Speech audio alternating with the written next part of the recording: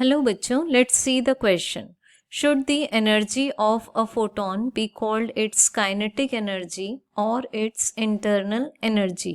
हमें क्वेश्चन में पूछा हुआ है कि फोटोन की एनर्जी को हम काइनेटिक एनर्जी बोलें या फिर इंटरनल एनर्जी.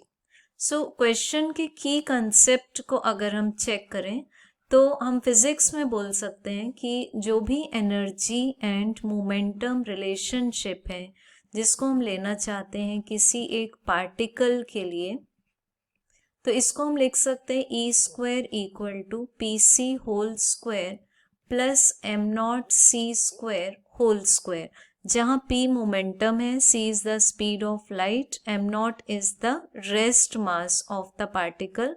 और जहाँ तक हम बात करें फोटॉन्स के लिए, तो फोटॉन्स के रेस्ट मास को हम मान लेते हैं 0 और फिर c स्पीड ऑफ लाइट है हमारे पास.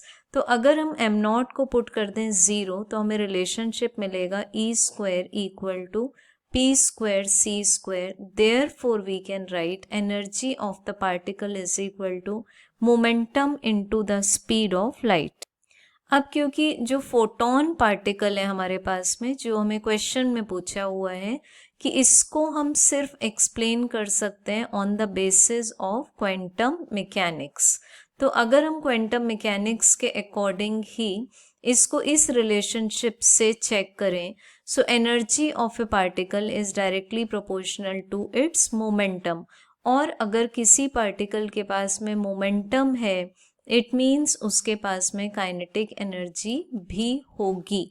और बिकॉज फोटोन का कोई भी इंटरनल स्ट्रक्चर नहीं है, इसलिए वो इंटरनल एनर्जी को पजेस नहीं करेगा. सो हमारे इस क्वेश्चन के आंसर के अकॉर्डिंग हम बोल सकते हैं कि energy of a photon is called as its kinetic energy but not the internal energy because it carries the momentum.